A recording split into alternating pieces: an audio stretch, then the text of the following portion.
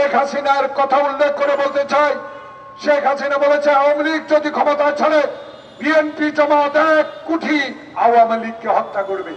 প্রিয় সাংবাদিক বন্ধুগণ, আমরা বুকে হাত দিয়ে বলতে পারি, আমার নেতারা বলতে পারে একটা আওয়ামী লীগের কর্মীর গায়ে আমরা হাত উঠাই নাই।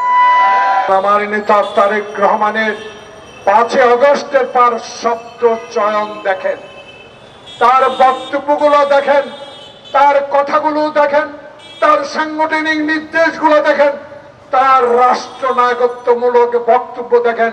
এটাই প্রমাণ হয় বাংলাদেশের শহীদ জিয়ার এই জ্যেষ্ঠ সন্তান তারেক রহমানই পারবে বাংলাদেশে গণতন্ত্রকে অটুটে রাখতে, সংবিধানগুলোকে আপনার মাথার উপরে রেখে কাজ করার সুযোগ দেওয়ার জন্য তারেক রহমানই যথেষ্ট।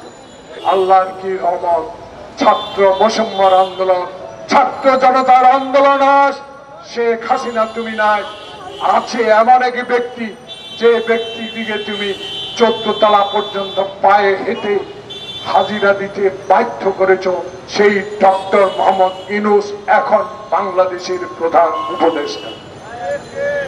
তাই অহংকার আল্লাহর চোখে আল্লাহ কোনোদিনও ক্ষমা করে না। ক্ষমা আপনাকে করবে কিনা জানি না, কিন্তু আপনার উচিত বাংলাদেশে ক্ষমা চাওয়া। আওয়ামী লীগ আপনাদেরকে মানুষ কোনোদিনও ক্ষমা করবে না। তাই আপনারা আবার বাংলাদেশে রাজনীতি করবেন, কশ্চিন কালো করতে পারবেন না। আগে ক্ষমা চান, আশা সারেন্ডার করেন।